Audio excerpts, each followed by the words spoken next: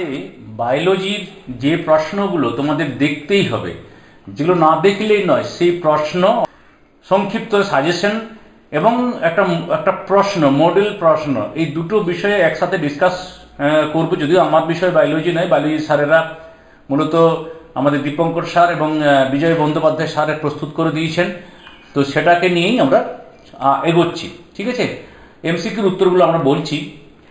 প্রথমে, কোন জীবটির অযৌন জনন অঙ্গ হলো কনিডিয়া? উত্তর হচ্ছে পেনিসিলিয়াম। সিফিলিস রোগের নিশ্চয়ক পরীক্ষা VDRL। রজস্রাব যে হরমোনের অভাবে হয় তা হলো প্রোজেস্টেরন। মিউটেশন অধ্যয়নের জন্য ডিপ্লয়েড অপেক্ষা হ্যাপ্লয়েড অধিক উপযুক্ত, কারণ এর একের উত্তরটি অর্থাৎ ইন্ডাস্ট্রিয়াল মেলানিজম একটি, বি উত্তর। একটি বর্ণান্ধ ব্যক্তি অপর একজন বর্ণান্ধ ব্যক্তির স্বাভাবিক দৃষ্টিযুক্ত কন্যাকে বিবাহ করলে তাদের সন্তানের কত পার্সেন্টেজ বর্ণান্ধ হবে? উত্তর হচ্ছে 50%। দ্বিসংকর জনন সম্পর্কিত সঠিক উক্তিটি চিহ্নিত করো। এখানে একটা উক্তি আছে, তারপরে তিনটা এই উক্তি আছে। উত্তর কিন্তু শেষেরটি। একই ক্রোমোজোম দৃঢ় লিঙ্কড জিনগুলি খুব কম রিকম্বিনেশন প্রদর্শন করে। প্লাজমোডিয়ামের কোন দশাটি মশার দেহে সংগঠিত হয়? উত্তর হচ্ছে স্পেরোজোয়েট। প্রোটিন নামক SCPর উৎস? উত্তর তারপর 10 নম্বরে, রিকম্বিনেন্ট DNA প্রযুক্তির সঠিক পর্যায়ক্রম? এখানে যে রয়েছে উত্তর, তাতে অপশন, তাতে বি উত্তর। ক্লিভেজ, হাইব্রিডাইজেশন, মাল্টিপ্লিকেশন, ডাউনস্ট্রিম পদ্ধতি। সর্বপ্রথম জিন থেরাপির মাধ্যমে মানুষের যে রোগের নিরাময় করা হয়, এই প্রশ্নের অ্যান্সারটি অবশ্যই কমেন্ট সেকশনে দিও। এটির যদি সময় থাকে কমেন্টে জানিও। পপুলেশন ধারণ ক্ষমতায় পৌঁছালে সেক্ষেত্রে এটা কি হবে, এটাও বলবে। ঠিক আছে, তারপর নতুবা না হলে আমাকে বলবে, আমি বলে দেব। প্রাকৃতিক ইকোসিস্টেম হলো হয়তো মুক্ত ধরনের। তারপর জাতীয় উদ্যানে সুরক্ষা প্রদান করা হয় সমগ্র বাস্তুতন্ত্রকে। এরপর কর্টিক্যাল বিক্রিয়া কি, বারবিড কি, তারপর টার্নার সিন্ড্রোম, ক্যারিওটাইপ লেখো, মানে কি আর লেখো। MOET কি, এটা লিখে দেওয়া রয়েছে। তারপর অথবা অ্যাসক্যারিসিস রোগ সংক্রমিত দশা কোনটি? ক্লাইম্যাক্স কমিউনিটি কি? এরপর আমরা আসছি 2 নম্বরের প্রশ্নে, এলোগামি এবং জেনোগামির মধ্যে দুটি পার্থক্য। একটোপিক প্রেগনেন্সি কি? প্রসবকালে জরায়ু সংকোচনের সাহায্য করে কোন হরমোন?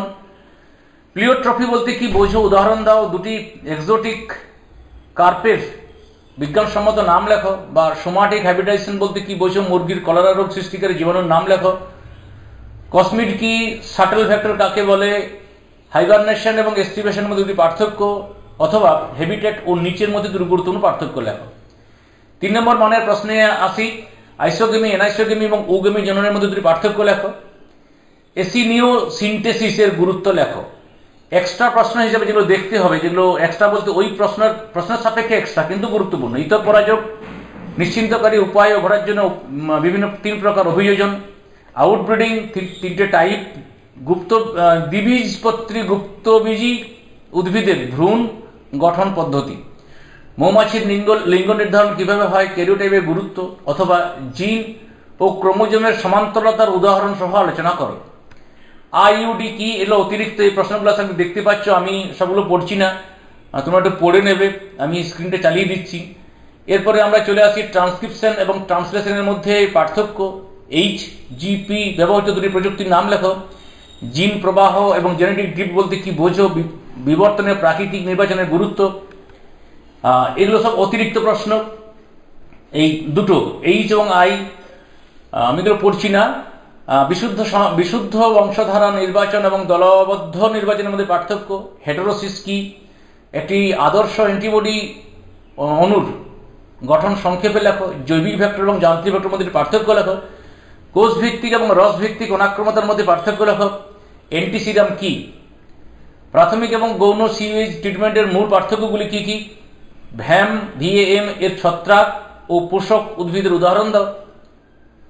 জিন প্রযুক্তির সাহায্যে মানব ইনসুলিন উৎপাদন পদ্ধতি সংক্ষেপে লেখো, অথবা PCR এর কার্যাবলী কার্য পদ্ধতি সংক্ষেপে লেখো। এরপরে অতিরিক্ত এগুলো চিত্র সহযোগ PBR 322 গঠন বর্ণনা, GMO কি সংক্ষিপ্ত পরিচয়, জিন থেরাপি সম্পর্কিত একটি সংক্ষিপ্ত টিকা লেখো, বায়োপাইরেসি রোধে আন্তর্জাতিক স্তরে গৃহীত একটি ব্যবস্থার উল্লেখ করো। অতিরিক্ত যে প্রসঙ্গগুলো দেখতে হবে এটা অতিরিক্ত হবে। জিন প্রযুক্তির সাহায্যে কিভাবে মানবদেহে ইনসুলিন উৎপাদন করা হয়, DNA কি জৈব প্রযুক্তিবিদ্যার এর তাৎপর্য, জাঙ্গল উদ্ভিদ এবং লবণাম্ব উদ্ভিদের অভিযোজন। তারপর প্রাথমিক উৎপাদনশীলতার শর্তগুলি লেখা, NPP কি, নেট প্রাইমারি প্রোডাকশন, আর GPP-ও দেখে রাখবে, অর্থাৎ বাস্তুতন্ত্রের শক্তি প্রবাহ, এই বিষয়টা একটু দেখে রাখবে। শব্দজাতের সাহায্যে ফসফরাস চক্রটি উপস্থাপন করো। গ্রিন বেঞ্চ কি। অতিরিক্ত হিসাবে যেগুলো দেখতে হচ্ছে, জীববৈচিত্র্যের হটস্পট, শর্ত, উদাহরণ, জেনেটিক বৈচিত্র্য, জীববৈচিত্র্যের গুরুত্ব, এক্সিটিভ ইনস্টিটিউট পার্থক্য, এগুলো দেখতে হচ্ছে। বায়োস্ফিয়ার রিজার্ভ কি, এই তিনটের মধ্যে পার্থক্য বা উদাহরণ। তারপর 5 নম্বর মানের প্রশ্নে চিহ্নিত চিত্রসহ মানব শুক্রাশয়ের কলাস্থানিক গঠন সংক্ষেপে বর্ণনা করো। কোন হরমোনকে প্রেগনেন্সি হরমোন বলা হয় এবং কেন? গুপ্তবীজী উদ্ভিদের স্ত্রী লিঙ্গধর উদ্ভিদের উৎপত্তি এবং পরিস্ফুরণের সংক্ষেপে চিত্রসহ বর্ণনা করো। অ্যাপোস্পোরি বলতে কি বোঝো? অতিরিক্ত হিসাবে দেখতে হচ্ছে শস্য ও ভ্রূণ গঠনের উল্লেখ সহ সপুষ্পক উদ্ভিদের নিষেক প্রক্রিয়াটি সংক্ষেপে বর্ণনা করো। গুপ্তবীজী উদ্ভিদের দ্বিনিষেক প্রক্রিয়াটি সংক্ষিপ্ত বিবরণ দাও। ট্রিপল ফিউশন কি। ডিম্বাসের কলাস্থানিক গঠন ও চিত্র সহযোগে বর্ণনা করো। LH সার্চ কি। মানবদেহের পুংজনতন্ত্রে চিহ্নিত চিত্র সহকারে বিবরণ দাও। নিষেক পদ্ধতির বিবরণ দাও। ভাইরাল ট্রান্সডাকশন পরীক্ষার মাধ্যমে কিভাবে প্রমাণিত হয় যে DNA জিনগত বস্তু অভিব্যক্তিতে রিকম্বিনেশনের গুরুত্ব লেখো। অথবা DNA প্রতিলিপিকরণের সূচনা ও শৃঙ্খল সম্প্রসারণের পদ্ধতি সংক্ষেপে লেখো। DNA প্রতিলিপিকরণের অভিমুখ এটি হয় এইভাবে হয় কেন? অতিরিক্ত চিত্রসহ ট্রান্সক্রিপশন, ল্যাক ওপেরন কার্যপ্রণালী। এবার বায়ু দূষণ, তার ক্ষতিকর প্রভাব, ওজন সৃষ্টির কারণ, জল দূষণ, তার ক্ষতিকর প্রভাব। আর অবশ্যই দেখে রাখবে আর একটা বিষয়, সেটা হচ্ছে বৃক্ষচ্ছেদন, মানে অতিরিক্ত পরিমাণে বনভূমি ধ্বংস, তার প্রভাব। ঠিক আছে, তো সকলকে শুভেচ্ছা জানাই।